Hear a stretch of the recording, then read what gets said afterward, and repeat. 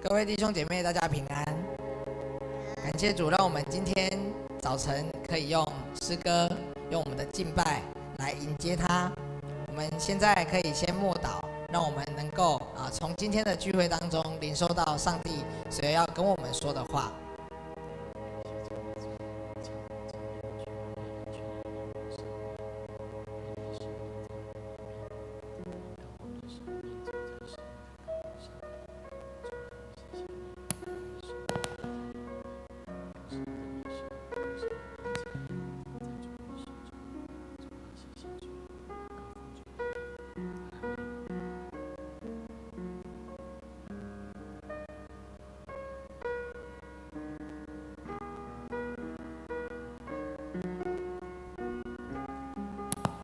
感谢主，让我们再次聚集在教会，一起来敬拜他。现在我们一起用使徒信经，一起来宣告我们的信仰。我信上帝全能的父，创造天地的主。我信我主耶稣基督，上帝的独生子。他从圣灵感孕，由童贞女玛利亚所生，在本丢彼拉多手下受难，被钉于十字架，受死，埋葬，降在阴间，第三天从死人中复活，升天，坐在全能的父上帝右边，将来必从那里降临，审判活人与死人。我信圣灵，圣而公的教会，圣徒的相通，罪的赦免，身体的复活，永远的生命。阿们。今天我们要用喜乐的心一起来敬拜神，我们一起来宣告说，在神没有难成的事，在神没有难成的事。我们一起起立，我们一起来赞美。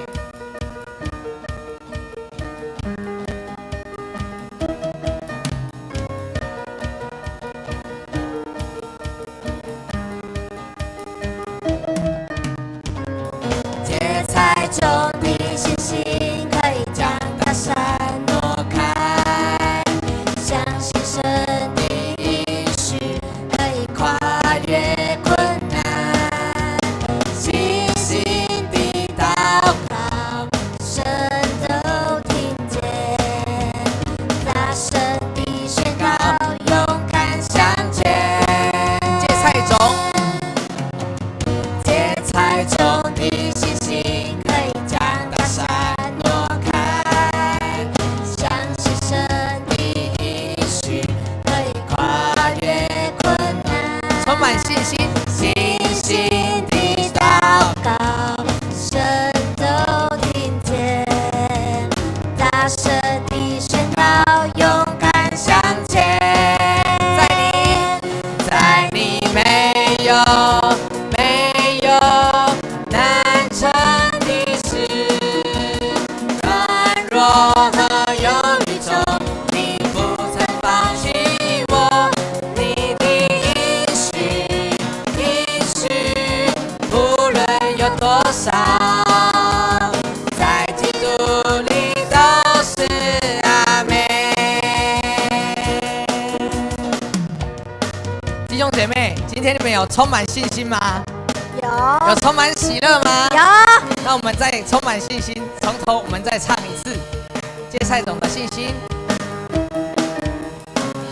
芥菜种的信心可以将大山挪开，相信神的应许可以跨越困难，信心的祷告神都听见，大声的宣告勇敢向前。在你没有难成的事，软弱和忧虑中，你不曾放弃我。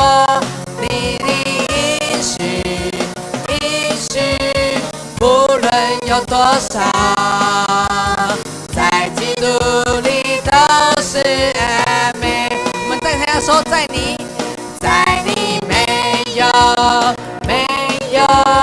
难成的事，软弱和忧虑中，你不曾放弃我。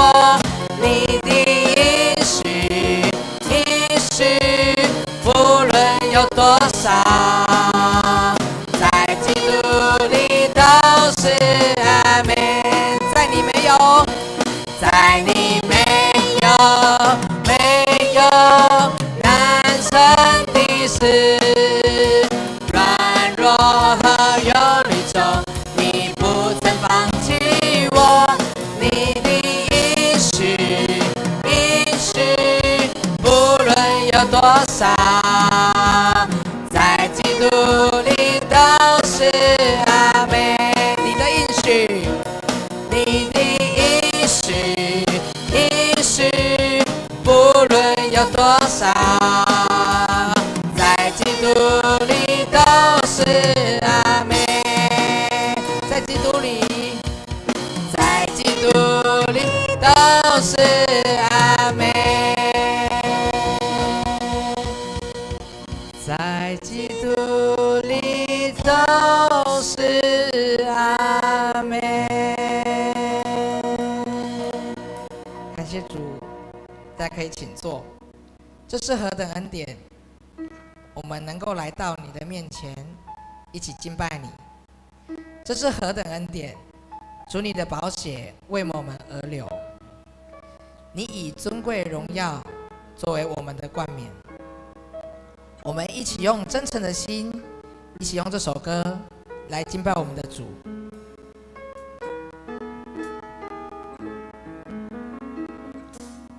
以真诚的心降服在你面前，开我心眼，使我看见，以感恩的心领受生命活水，从你而来的温柔谦卑。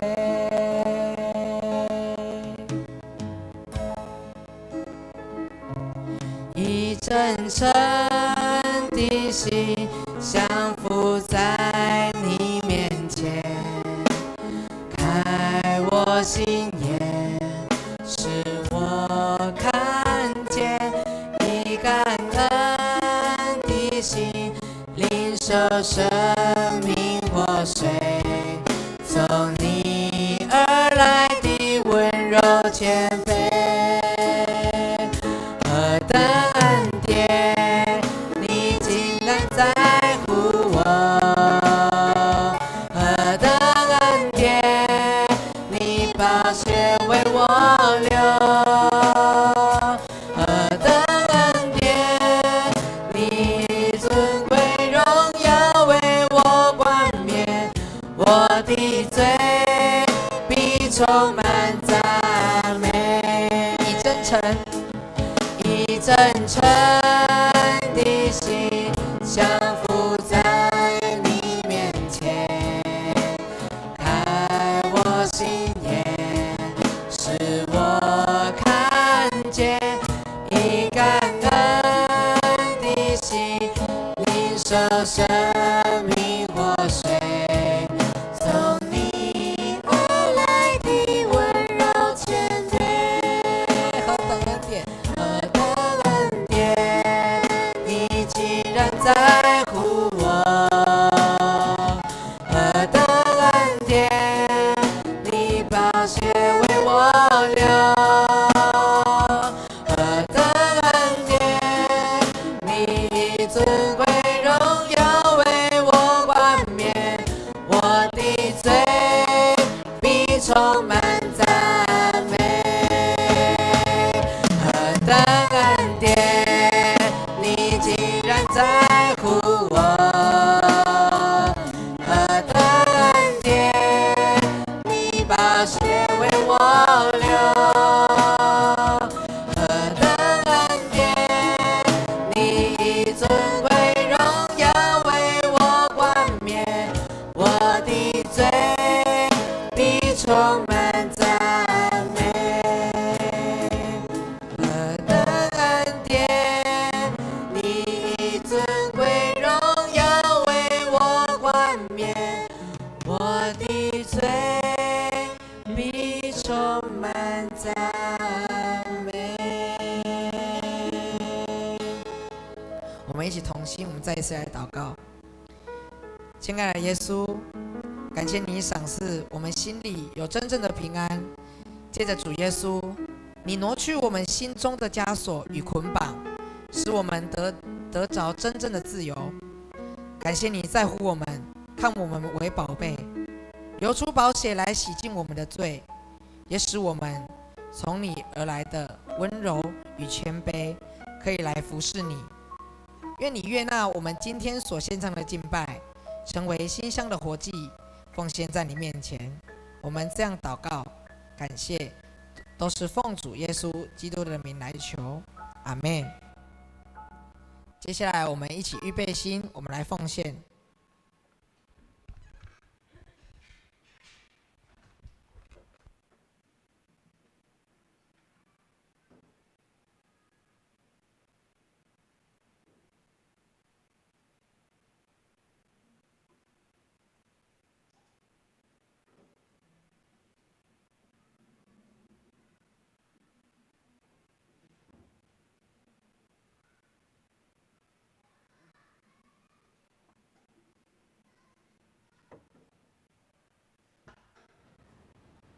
好，我们一起起立，一起来唱奉献的诗。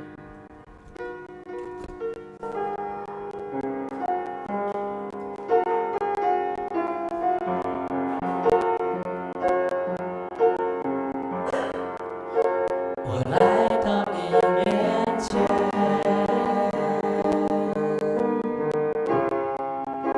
相信见你呈现，耶稣。你是如此爱我，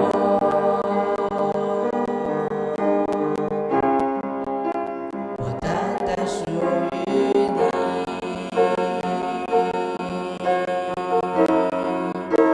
主，我在这里献上我的心，生命的一切完全献给你。因为我并没有财宝和金银能够献给你，唯有我的心，我唯一祷告，唯一的呼求，是你能悦纳我献上的全所有。愿我这一生成为你器皿，来完成你旨意。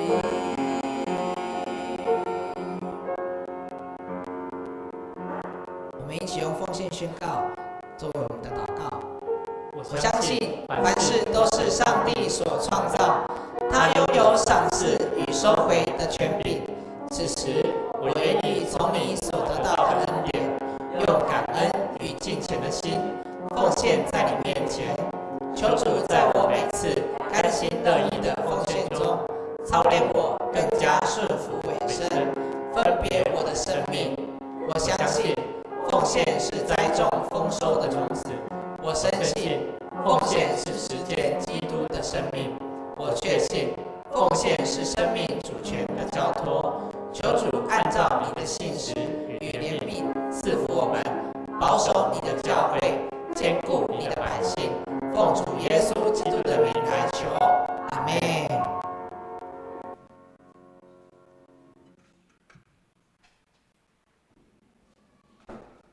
好，接下来我们一起来关心教会的大小事。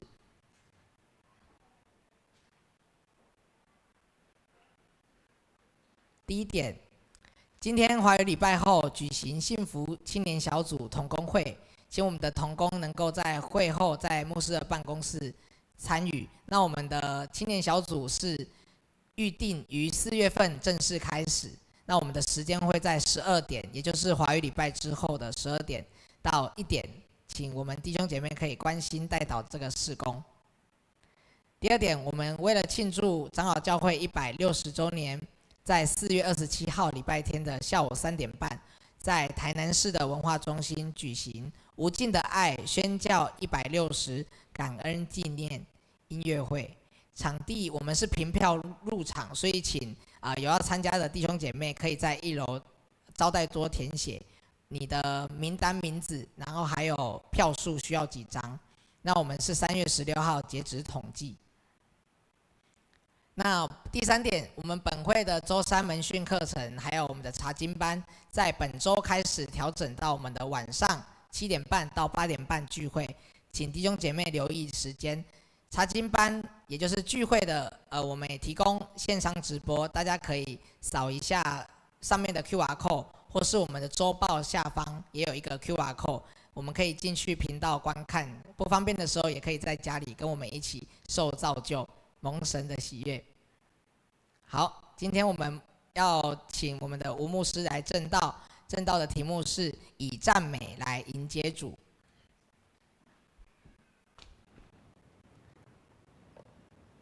各位弟兄姐妹，大家平安。在荧光幕前的弟兄姐妹们也感谢主带领我们一起来敬拜神。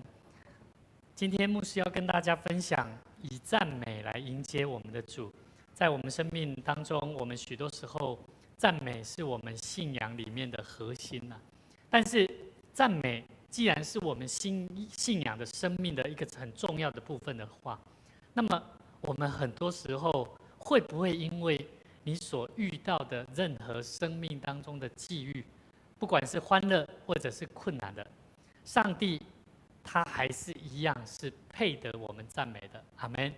但是很多时候往往不是这样，很多时候我们的生活却会因为我们所遇到的困难，甚至我们所遇到的难处，而导致我们停止赞美神。那我要问各位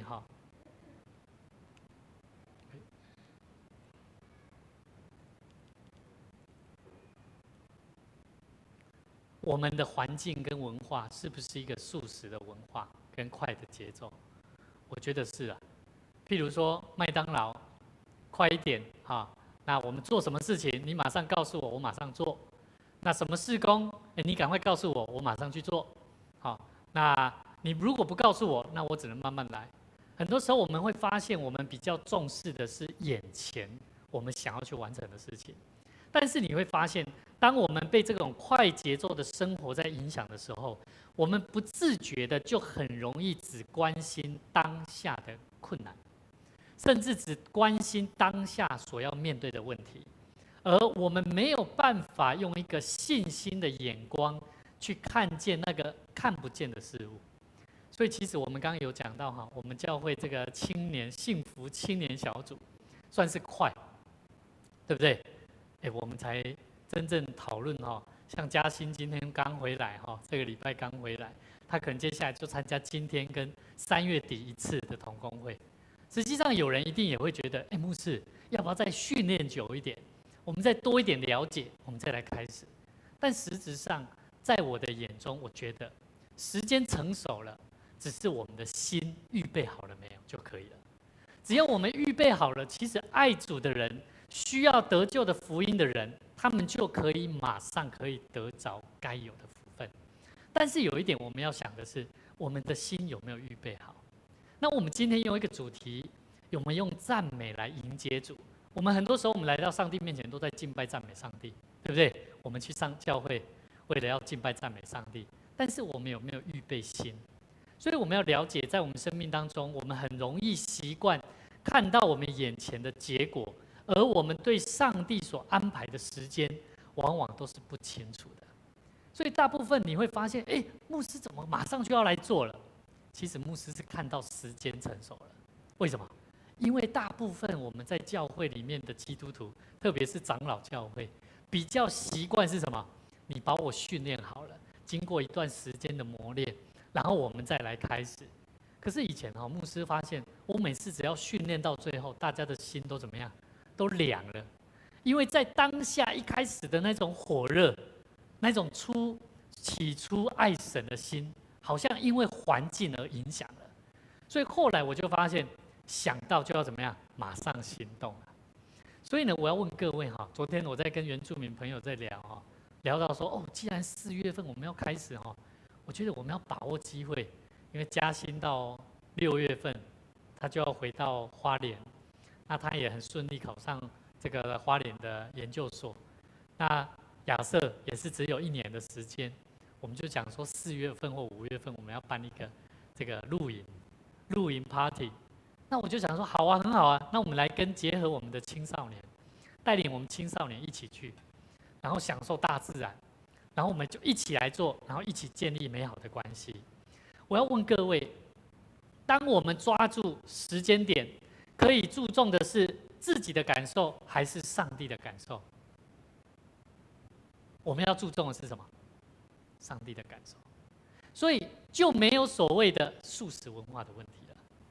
大部分我们会有速食文化、快节奏的影响，会影响到我们只会看眼前我们想要看的事物，但是我们没有去想，其实眼前的事物也可以做神的工作。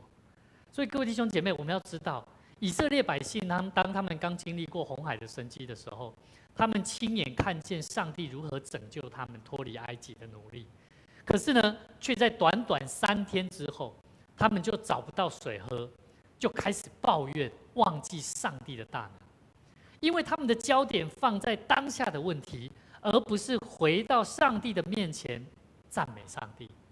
所以，当我看到我们的教会，当我们没有很多年轻人，可是我们都一直在等候，却没有人愿意行动的时候，我就觉得这样不对，方法错了。我们应该要改变一种方式，就是我们要提早祷告、预备，甚至去沟通，大家我们什么时候就来做，不要再想太多了，而要好好的祷告，寻求神怎么样赐给我们力量，谦卑的来顺服神。所以各位弟兄姐妹，如果我们在这样的环境跟感动里面，当我们的生命中心开始抓住与敬拜上帝、赞美上帝、亲近上帝的时候，你觉得你的生命还会有焦虑吗？还有时间让你焦虑吗？应该没有了。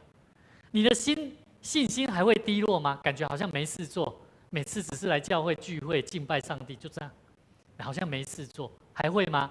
不会。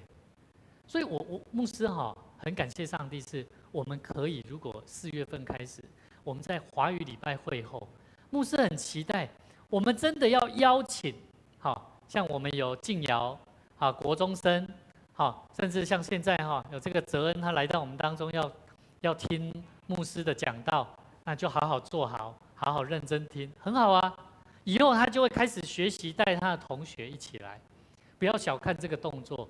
之前牧师在一间教会牧会的时候带领青少年，我真的从一开始是没有人的，就好像学生就这样几位，在座就像5、6位，可是我也讲同样的东西，你们要相信旁边的空位会因为你而来带领人进到神的教会。所以如果我们在神的面前，我们敬拜赞美上帝亲近神，是已经有一个使命呼召跟目的的时候，你觉得来敬拜赞美神还会没有事做吗？吴宇恩哥哥在这里听讲道，所以你可以找一个位置，一起来听牧师讲道。好，我们回到这里，所以我要问各位，赞美上帝的信仰，赞美神的生命，是一个知识上的认同而已，还是有生命的关系？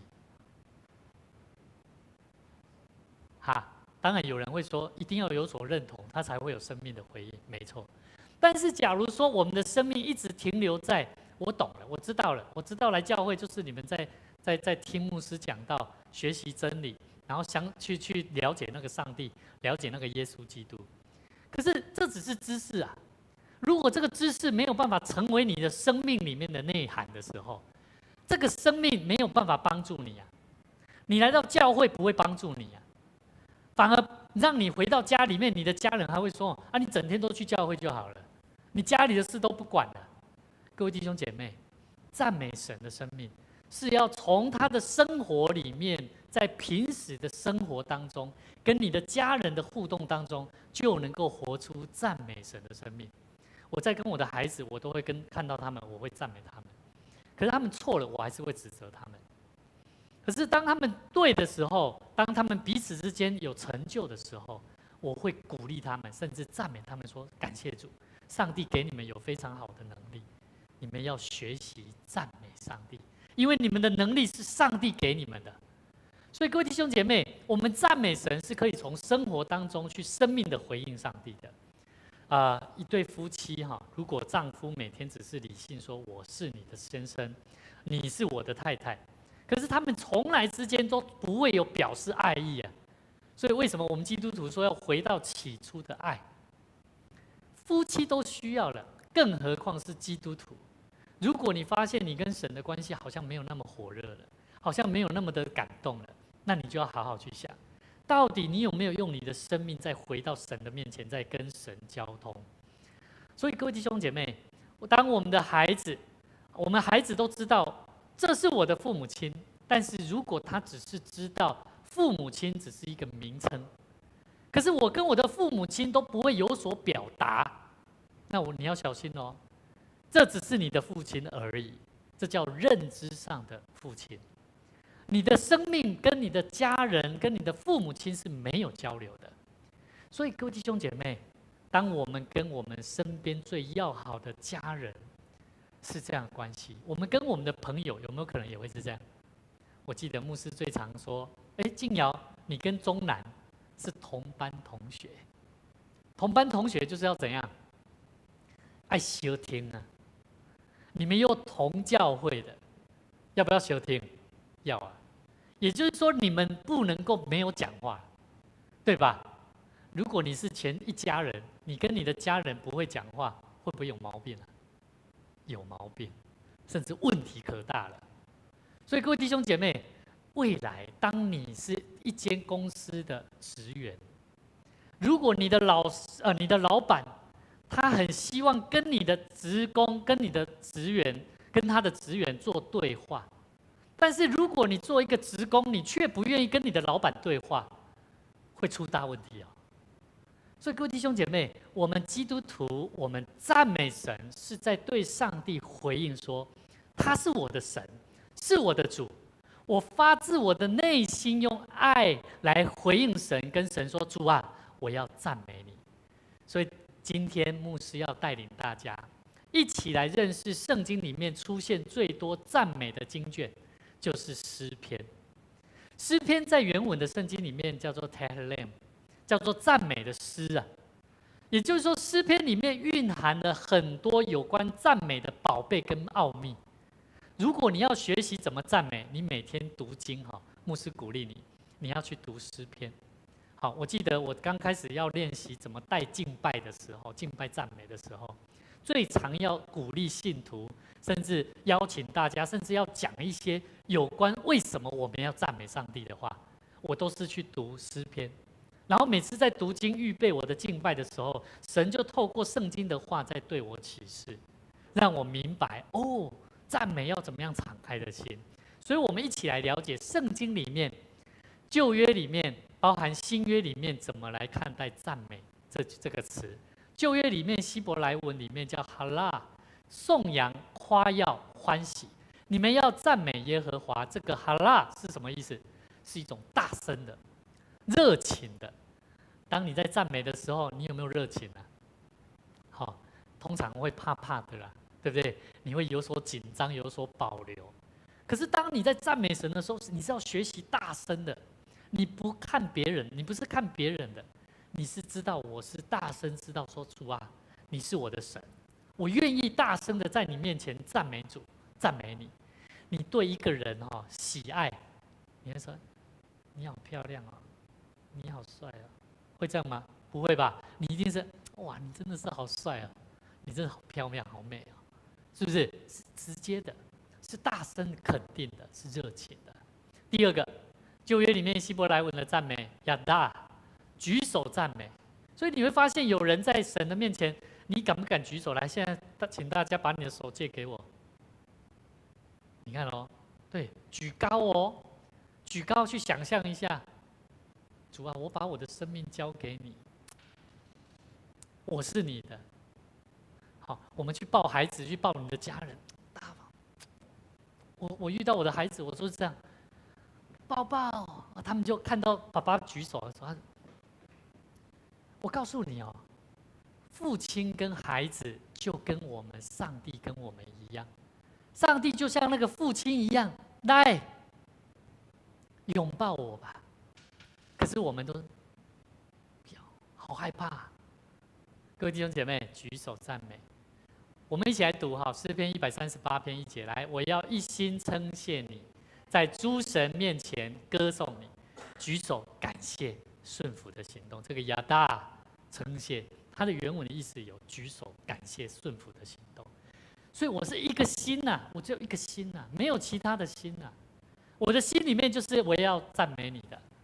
第三个，巴拉克，好，祝福的、跪拜的。我们一起来读，我的心呐、你要称颂耶和华。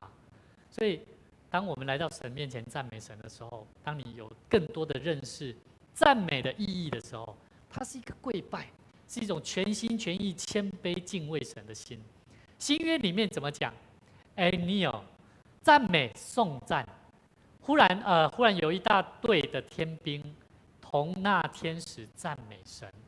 这一段话是记载在圣经里面有关天使报好消息给牧羊人，报他一个好消息，耶稣的诞生。各位弟兄姐妹，我们要了解，这是一个很重要的，是一个公开的、大声的颂赞。我刚刚有讲到啊，我们在赞美神的时候要大声，对不对？对不对？要热情的，对不对？可是很多时候我们不太敢，因为我们怕别人看到。我们介意别人怎么看我们，可是我们在跟神的赞美当中，我们是公开的哦，公开的证明说，我相信这位上帝是我的上帝，我要赞美他，没有什么其他的理由，我就是赞美他，因为他是我的上帝，没有所谓的私下的。所以赞美神，有人说啊，赞美神，我自己在家里面我可以大声啊，牧师你不要教我在众人的面前还要能够大声，那我会觉得你的赞美是有问题的。为什么？因为你不敢在众人的面前。你要知道哦，我们在神的面前是公开大声的，是代表我证明我是属神的，神是属于我的，这是属于我的上帝，我愿意赞美他。我赞美他不是因为你的关系，我赞美他是因为我爱他，他在我生命里面行了许多大事。所以如果我们的赞美是因为别人在看我，哦，你要小声一点，我小声一点，那这样可以吗？这样是不对的。好，反而是那指责人说你要小声一点，那是不对的。所以各位弟兄姐妹，不管大小声，重要是心很重要。第二个，在希腊文里面，新约马太福音第26章26节，耶稣拿起饼来，这是耶稣在最后的晚餐，有没有？他拿起这个饼祝谢 ，elogio， 好 ，elogio， 这是代表的是祝福颂赞。那这个赞美是什么意思？这个赞美代表着是一种感谢，也就是说，他用最好的言语来称颂上帝。我要问你哈，如果今天你遇到一个你很喜欢的一个人，你会用一个最差劲的言语，但是就是让他感觉到你在赞美他吗？你会这样做吗？应该不太会。你一定是用最好的言语。你为什么觉得我漂亮？我记得哈，我刚在谈恋爱的时候，我对女孩子说：“我好喜欢你啊。”她就回我一句话：“你喜欢我什么？”好啊，为什么你爱我？你爱我是真的吗？有多爱我？有没有？他说有多爱我？他在形容，别人都在想你怎么用什么样的言语在表达你的爱。所以一样，我们对神的赞美，它一定是要最美好的，而不是第二位的，也不是第三位的，是最美好的原因。所以耶稣拿起饼来祝谢祷告，是赞美上帝。主啊，我的父，我的神，这个是为他们而流的，为他们而舍的。所以各位弟兄姐妹很重要。第三个，马太福音26章30节，他们唱了诗，就出去往橄榄山去。这个诗是什么？是以诗歌的形式。所以为什么我们用唱歌来赞美神？这只是一部分哦，好，这是一个部分。好，这原文的圣经的意思。另外一个，在12章约翰福音12章28节说：“父啊，愿你荣耀都zano都zazo， 好，你的名，愿你荣耀你的名。”所以各位弟兄姐妹，这里强调赞美是为了要使神得着荣耀的意思。所以各位弟兄姐妹，我们要了解圣经里面赞美有几个层次，我们一起来看。第一个是用欢喜的心来公开颂扬。当我们高声、热情、大声的在赞美神，是欢喜的心啊，不是一种表象啊。第二个，当我们举手感谢跟顺服的时候，这是一种举手感恩来表达的敬拜。当我们用诗歌赞美，是透过音乐跟诗歌来颂赞神的。当我们用乐器来敬拜神，我们要用各样的乐器来辅助敬拜，来赞美我们的上帝。第六个，好，颂赞与祝福是用美好的言语来称颂上帝。最后一个是带来荣耀，让神因为我们的赞美而得着荣耀。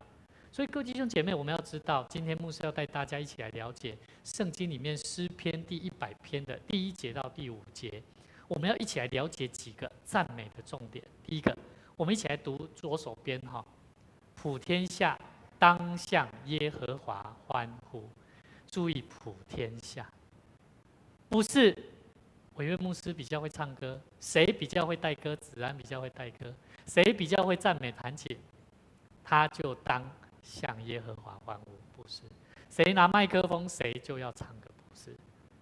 赞美是普天下，跟你旁边前后左右的人说，我们人不多，你我都要赞美上帝。赞美神不只是某些人的责任，赞美神是所有受造物都应该要参与的行动。所以牧师也鼓励我们青年幸福小组，只要你有小组，大家一起聚集起来，就唱1、2首歌，你要唱几首都没关系。重点就是在唱歌当中赞美上帝，唱歌当中去怎么样感谢神，然后要唱到心坎里。所以各位弟兄姐妹，神的伟大不受地域、种族还有背景的限制，万民都应当颂赞他。所以我记得我大学的时候我记得当我高三开始学吉他，大一的时候刚开始还对吉他很有兴致。大一的时候在外面住那个出租房子，然后就去租一个房子，然后旁边都是我的算同年级的同学啊，他们不同班。可是那时候我每次小房间，我在那边学弹吉他的时候，都小声的，然后唱着一切歌颂赞美都归我主我的神，好感动，一心真的哇！可是就唱小声的，为什么？因为我怕吵到人家。可是我心里面好火热，好想要大声，但是我唱不出来，那是多痛苦，你知道吗？吉他也一样，小小的，我没有办法大力弹。哇，在那过程当中，我终于知道什么叫做大声的赞美上帝是多么恩典的事情。因为你的心中会活出那个火热的心的时候，你会知道怎么样大声。后来我知道，在那当中，我小声的唱，好像也没有，再大一点，好像也没有人回应。到后来我大声唱的时候，旁边就有人敲门，你在唱什么啊？你在唱什么歌啊？可以小声一点吗？我说不好意思。后来我就慢慢调整我练习的时间。我知道在我旁边的有一些人，他们的时间我会影响到人家，但是慢慢的我就告诉神说：神啊，在我住的房子这边，我没有办法好好大声颂赞你，但我希望有机会，我透过我的赞美，透过这些诗歌，有机会能够把福音带出去。我后来慢慢的精锐我的歌，精锐我的技巧，精锐我的唱歌的方法。慢慢我唱的歌，我觉得应该可以了，我就慢慢加大音量。到最后，我记得那个住在我旁边的，同样的那一个人，他就来敲门。你现在越唱越进步了原来他都有在听呢，有进步咯。你那个吉他怎么学的？有人教你吗？我说没有。然后他就说我可以学吗？所以各位弟兄姐妹，我们要知道，如果当你愿意把你的生命放在为了赞美神，神都会透过那当中把福音分享出去。所以各位弟兄姐妹，我们的敬拜带领的时候，我们要灵修，求神帮助我们。我们是在神的面前是为主来做的。第二个，赞美神应该带着喜乐跟顺服。我们一起来读：你们当乐意侍奉耶和华，当来向他歌唱。注意，他说当怎么样？乐意侍奉耶和华。我们对神的敬拜侍奉不应该是勉强的。静瑶，你来服侍神会不会勉强啊？有勉强要讲出来知不知道？如果不舒服，我现在真的没办法，那就不要好不好？不要勉强哦。我们侍奉神要甘心乐意。当我们甘心乐意带着喜乐的心来侍奉神的时候，我们要知道，赞美就不是一种压力了，敬拜不会是一种压力，侍奉神也不会是一种压力。所以在困难当中，你也不会觉得怎么样，你就是单单的敬拜神。在第2世纪的时候，士美拿一个主教，他叫做波利卡普，他是使徒约翰的门徒，他忠心于教会，在罗马帝国迫害基督徒的时期，他坚持不断的依然传讲福音。他鼓励信徒在苦难当中一样要赞美上帝。当时候的罗马政府呢，下令所有人向罗马皇帝要献祭，而且要表示忠诚，就是要透过献祭。波利卡普他拒绝向皇帝焚香，甚至拜这个皇帝。法官就劝他了，法官就劝波利卡普说：只要你否认基督，说咒诅基督的话，你就可以活命了。哇！波利卡普他毫不犹豫，他说什么？他说：我服侍这个神86年来了，他从来没有亏待我，我怎么能够现在弃绝我的上帝，我的救主呢？当时候他被判火刑，用火烧死的。士兵把他绑在这个火刑柱上面，准备点燃烈火的时候，在火焰即将要把他烧尽的时候，他举目向天祷告，赞美上帝说：他说什么？他说：主啊，全能的神，我赞美你，因为你使我今天配得与众圣徒一同因为你的名受害。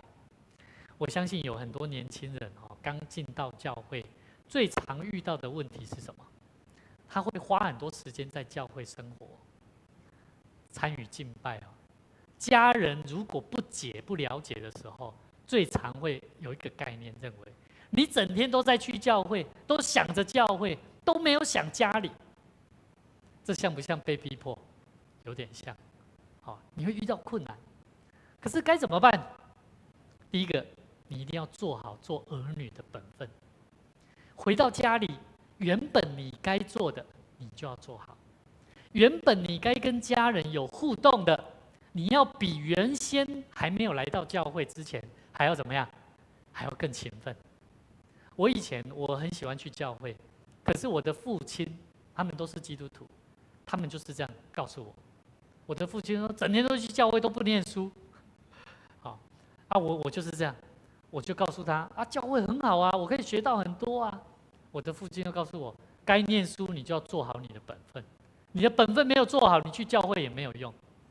那时候我就知道，对我的本分没有做好啊，我本分没有做好，我怎么可以跟人家讲说信耶稣有多好？我只不过是去教会是逃避逃避我原本的家庭生活所以各位弟兄姐妹，我们要知道赞美神要带着喜乐跟顺服不代表你带着喜乐来唱歌赞美，唱那些歌好好听不单单是这种喜乐你还要在困难当中怎么样顺服神。第三个，对神的基础，赞美神的基础是什么？我们一起说，对他的认识。今天圣经节诗篇第100篇第3节，我们看我们一起来读：你们当晓得耶和华是上帝，我们是他造的，也是属他的。我们是他的民，也是他草场的羊。这里清楚告诉我们，我们赞美神不是因为环境顺利，而是因为我们知道他是谁？他是上帝。我们知道他就是耶和华是上帝。所以如果你知道你的身份，因为来到教会，我终于知道我是属上帝的儿女。但是你要知道为什么你属上帝的儿女，你就要知道他是你的神。如果他是你的神，你就要相信他会帮助你，他会祝福你，他会带领你。即便你的家人，即便你的生活当中你遇到忧伤，遇到难处，你都要因为知道他是上帝，他并没有离开你，他也没有让你处在恶劣的环境下而离开你。所以你要不要放心交托给主？要不要？要你一定要这么做我们知道海伦凯勒哈，她是在黑暗极境当中，依然能够赞美上帝的一个女强人。为什么？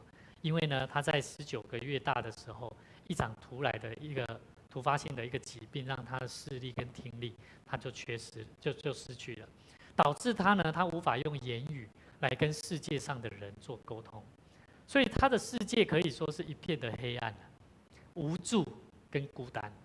他的家人也对他的一生感觉应该是无比大的恐惧跟困境。所以上帝在海伦凯勒的生命当中有动奇妙的工作，透过他的老师安妮法沙利文进到他生命里面，教导他耐心等候，教导他，帮助他透过触觉学习语言，如何与世界沟通。海伦最后呢，他开始学习了一些言辞语言的表达，对事物的了解，他才慢慢的改变他的生命。但是真正帮助他，让他能够活出生命要懂得赞美感恩的转折，是在他遇到一位老师，叫菲利普·布鲁克斯的牧师。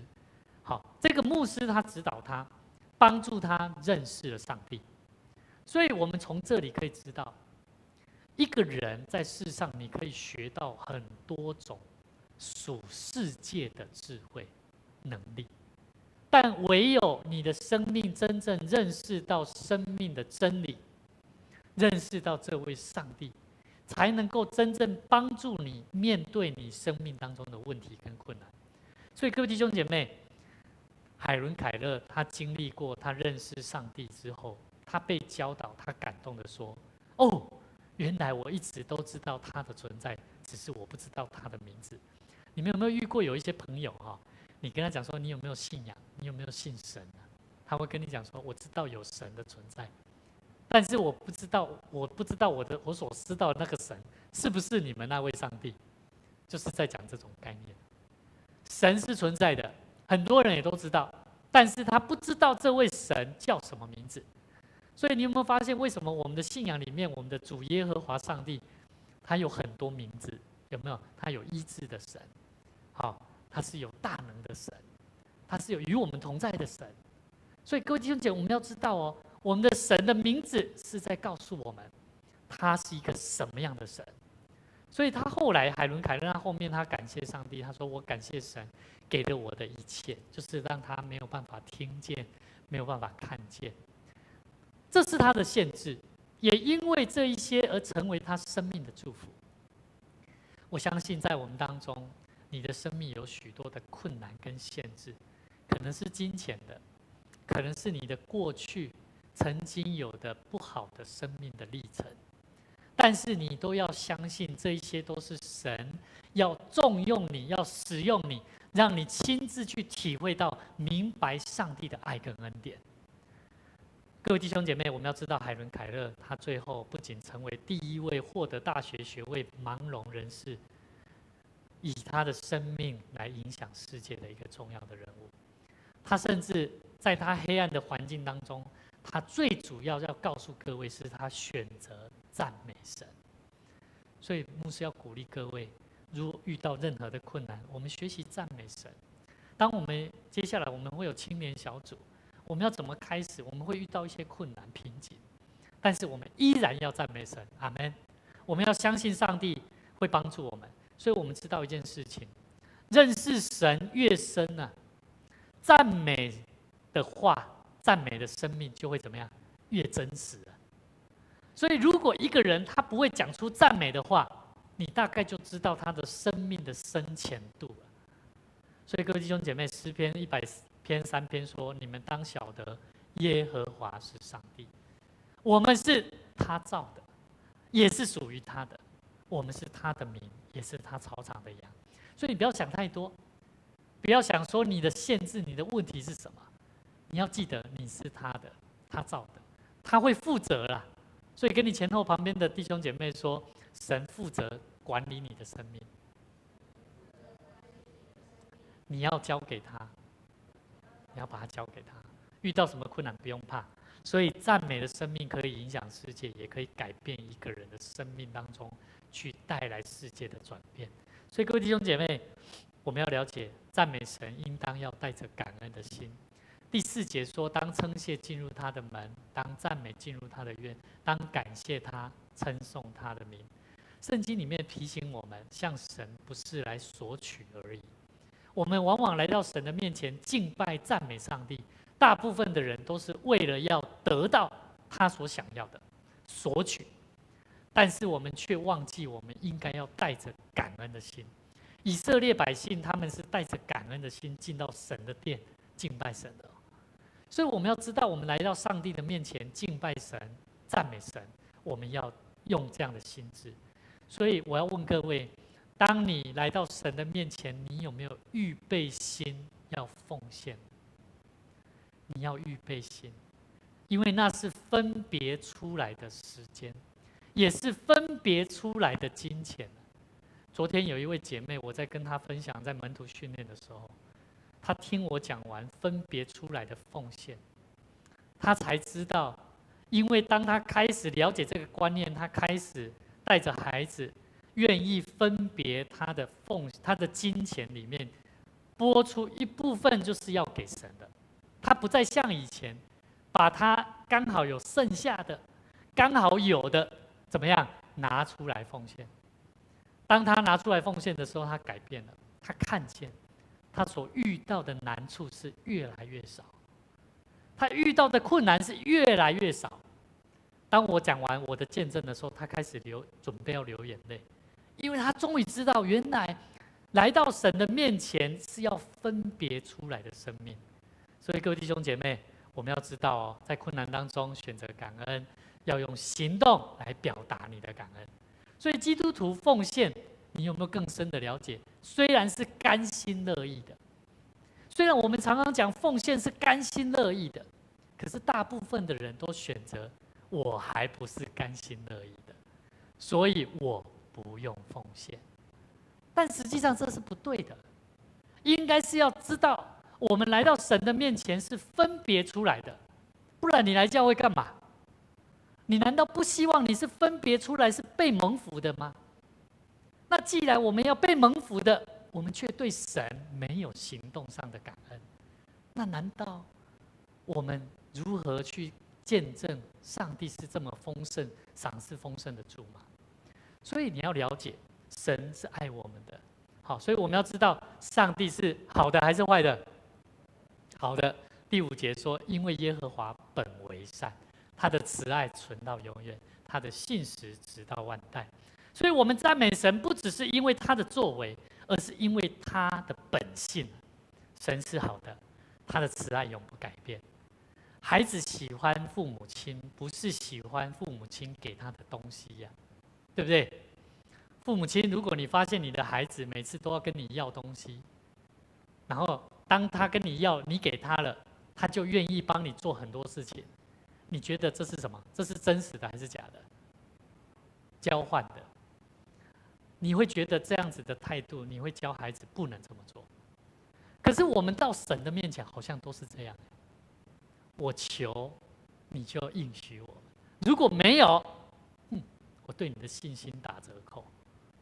可是我们的父上帝就跟我刚刚讲的父母亲跟孩子的关系一样，父母亲他期待他的孩子是来到他的面前，是没有求那些利益的代价的，是愿意来到他的面前说：“爸，我该怎么做才能够得蒙你的心意？”说：“好啊，乖孩子，你是好的，你是非常棒的，不是利益交换的。”所以各位弟兄姐妹，我们要了解，神是好的，教导我们面对生命当中，我们不因为环境选择要不要赞美神。所以最后，邀请你跟你前后左右的朋友跟他讲说，每一个礼拜你都要来赞美上帝，每一个礼拜你都要来赞美上帝。意思就是说不要跟牧师请假啦。我都一直觉得不能去教会敬拜上帝，只有一个条件，就是行动不便，没有所谓的不能。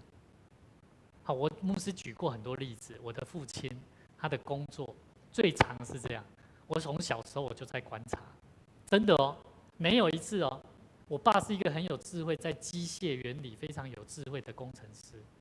我相信他每次去到地方，他都有办法，神给他的智慧，知道怎么去抓油路，解决那个机械问题，然后隔天让那个公司老板能够他们的公司继续赚钱。但是偏偏每一次我的父亲只要在礼拜天选择去帮客户修理机械，我的母亲跟我的爸爸总是吵架，因为我的母亲期待我的爸爸一定要去教会聚会，要把最重要的那一天给上帝。所以当时候我就一直落下一个很重要，我都在检视，真的吗？礼拜天真的去教会奉献给神，分别出来比较蒙福吗？的确是如此。所以到后来，我的父亲他总是礼拜天，就算客户要他去修理，他都跟他讲，没有，礼拜天是我去教会的时间，这是我跟神的关系。你哪边修理，礼拜一再说。各位弟兄姐妹，蒙福啊！我的爸爸跟我的妈妈关系变好了，我的家庭变好了，我的父亲他的产业增加了。所以各位弟兄姐妹，我们要了解，我们跟神的关系要了解，赞美神是一个很重要的态度，生命态度的回应。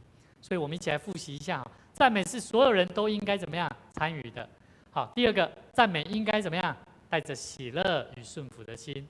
赞美的基础是对神的认识，赞美应当带着感恩的心，赞美神，因为他的本性。